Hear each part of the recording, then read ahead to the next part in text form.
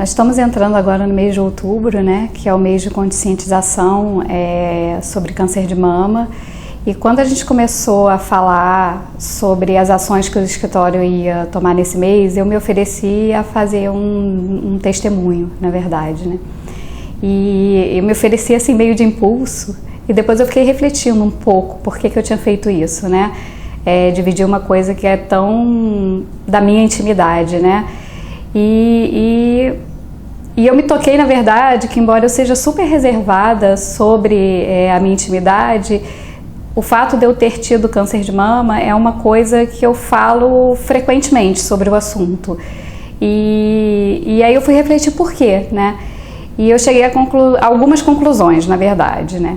A primeira delas é que eu acho importante falar sobre câncer, porque eu acredito que as pessoas morrem de câncer porque ninguém fala sobre o assunto, sabe? Então, as pessoas muitas vezes têm mais medo do diagnóstico do que da consequência de estar doente e não se tratar.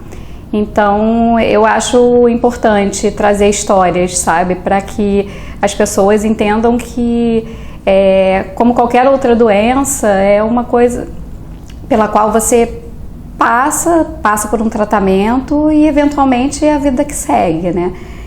E um segundo motivo pelo qual eu achei que seria apropriado falar sobre o assunto é que as pessoas raramente dividem histórias positivas sobre alguém que passou pelo câncer. E eu lembro assim muito claramente, né, que enquanto eu estava doente, passando pelo tratamento, as poucas pessoas que chegavam para falar comigo e que de fato abordavam o assunto, ao invés de falar sobre histórias positivas, normalmente me contavam histórias assim negativas, de pessoas que tinham morrido, de pessoas que tinham ficado muito debilitadas com a quimioterapia, e aquilo naquele momento na verdade não me acrescentava nada, sabe? Então eu acho que poucas pessoas aparecem para falar que eu passei por isso, é sim um tratamento difícil, mas passa, como tudo na vida passa. As coisas mais dolorosas do tratamento para mim nem foram as que são para a maioria das pessoas, sabe? Tipo, eu não liguei para a questão do cabelo, não liguei para as dores do tratamento mesmo, mas eu ligava para pequenas coisas, sabe? Porque, por exemplo, eu fiz a cirurgia, eu fiquei 3 meses sem poder pegar o Bento no colo, né? Com ele com 1 ano de idade, né?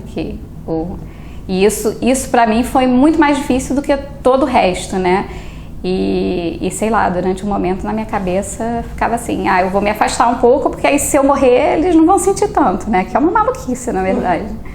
Mas, enfim, depois que o diagnóstico veio, fica mais fácil, né? Você sabe o que você tem que fazer, e o médico, ele não fala muito, assim, em toda a parte de diagnóstico, até o momento posterior da cirurgia, ele não te dá muita indicação do que vai acontecer com você, né? Eu lembro que eu cheguei no médico e falei pra ele assim, poxa, eu tenho medo de morrer. Ele falou, todo mundo tem? Ele não falou, você não vai morrer, né? E depois da cirurgia, quando chegou o resultado da biópsia, que é a biópsia mais profunda e tal, e aí ele falou pra mim assim, eu falei, eu não tô entendendo o que eu tô lendo aqui nesse papel. Aí ele falou assim, você tá lendo que vai ficar tudo bem. Foi a primeira vez que ele falou isso pra mim. E talvez a única até hoje. Eu realmente, o meu diagnóstico quando saiu a biópsia era um câncer ainda, era um estágio 2, né, que não é claro que não existe metástase e que é super tratável. Então eu encarei aquilo como assim, um obstáculo, sabe? E assim, hoje que passou, eu nem vejo como uma coisa negativa que aconteceu na minha vida, sabe? Porque eu acho que tudo que acontece na nossa vida molda a gente para a pessoa que a gente vai se tornar, sabe? Então, eu passei por isso, mas isso não me faz uma pessoa tão diferente ou especial, porque a verdade é que 20% das mulheres têm câncer de mama em algum momento da vida delas, sabe? Então, foi um susto ter câncer com 38 anos? Foi, mas, assim, é o que é, né? É o que é. A questão da queda do cabelo, ela não foi tão dramática, mas eu entendo que cada pessoa tem o seu processo, sabe? Então, de novo, qual era a minha maior preocupação? As crianças eram muito pequenas e eu achei que eu ia assustar elas, né? Então, como é que eu fiz? Como é que eu vivi esse processo? Eu chamei uma amiga minha, que é uma fotógrafa incrível, para ir lá em casa, e a gente fotografou os meus filhos e os meus amigos cortando meu cabelo. E aí, num dia posterior, eu raspei, né? Ela raspou, na verdade, também fez uma sessão de fotos que ficou muito bonita. E eu consegui transformar aquele momento para mim num momento de beleza.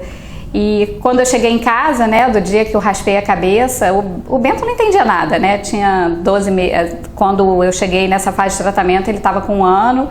Ele me estranhou durante 2 dias e depois estava tudo bem. A Maia, que já era um pouquinho mais velha, ela olhou para mim e aí falou assim: mamãe, você tá de careca. Eu falei: minha filha. Ela falou: é engraçado. E aí, naquele momento ali, ela quebrou pra mim, sabe? Tipo, é engraçado, ela não ligou, eu não ligo também. Então, assim, morando no Rio de Janeiro, que é quente pra caramba, eu não queria botar peruca, eu não queria botar lenço e eu não sentia a necessidade disso. Eu acho que, de verdade, isso acaba sendo um peso a mais pra pessoa que tá com câncer, sabe? Quase, eu acho que vem do histórico das pessoas quererem esconder a doença. Por outro lado, ao mesmo tempo que as pessoas que eram muito próximas às vezes não sabiam como se comportar, todo mundo que não te conhece gera uma onda de solidariedade, de carinho, de gentileza com você quando te vê em qualquer momento, que eu acho que isso também é um elemento de cura, sabe? Então, pra mim isso não foi algo traumatizante. E depois também eu tive o prazer de poder experimentar todos os tipos de cabelo até chegar onde ele tá, né? Porque às vezes a gente não se permite muito, né? A mulher brasileira tem essa questão do cabelo comprido, né? Então, assim, eu abracei o processo e me diverti com ele também. Por fim, toda vez que entra no mês de outubro, né? Assim, tem 5 anos que eu finalizei o tratamento e eu fico observando essa campanha de Outubro Rosa. E eu acho que, em certa proporção, quase que já virou um evento comercial, sabe? Assim, quantas pessoas, de fato, quando se deparam, né, com todas as lojas e empresas meio que de cor de rosa, elas, de fato, param para refletir o que aquilo significa e assim... Qual é o chamado dessa campanha, né? E, na verdade, o chamado dessa campanha é você se olhar, é você se examinar, é você buscar um auxílio médico se você entender que tem alguma coisa talvez errada com você ou alguma coisa na sua saúde que não esteja de acordo com a normalidade. Eu acho que, no fundo, a gente conhece o nosso corpo, sabe? E o corpo dá sinais, ele sempre dá sinais. No meu caso, eu comecei a perceber que tinha alguma coisa diferente comigo pelo menos uns 6 meses antes de eu ir procurar um médico, né?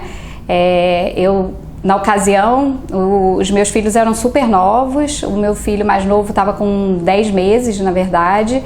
E assim, desde que ele estava com uns 6 meses, eu comecei a sentir uma coceira no meu seio e eu achava que aquilo era da amamentação. E com o passar do tempo eu comecei a sentir uma dor. Em momento nenhum eu senti um nódulo, mas quando começou a doer eu falei, bom, não está muito normal, né? E aí eu fui no médico, que tinha sido inclusive o médico que tinha feito meu parto, e o médico achou que não devia ser nada, na verdade. Me pediu uma mamografia e a partir da mamografia é que realmente o cenário começou a se desenhar, que realmente era alguma coisa e era câncer, né?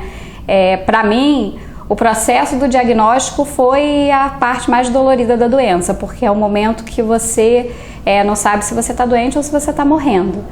E demora um tempo, né? Você primeiro faz um exame de imagem, depois você faz uma biópsia. A biópsia demora 15 dias para ficar pronta e, enfim, só depois que vem a conclusão mesmo é que você começa a traçar como que vai ser o seu tratamento, né?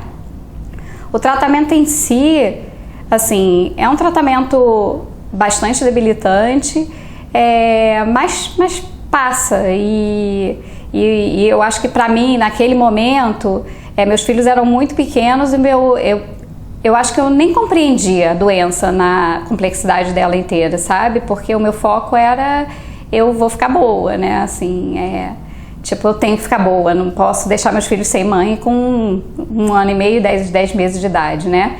E eu acho que se você consegue levar com leveza e entendendo que aquilo ali, enfim, vai passar, é um tratamento como outro qualquer, sabe?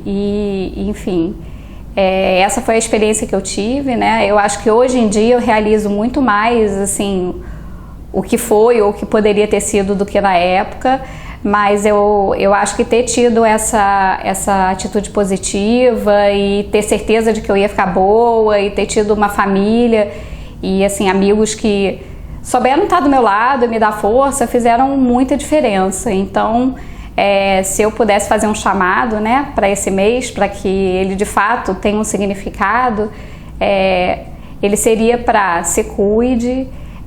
Se você acha que tem alguma coisa diferente com a sua saúde, procura um médico.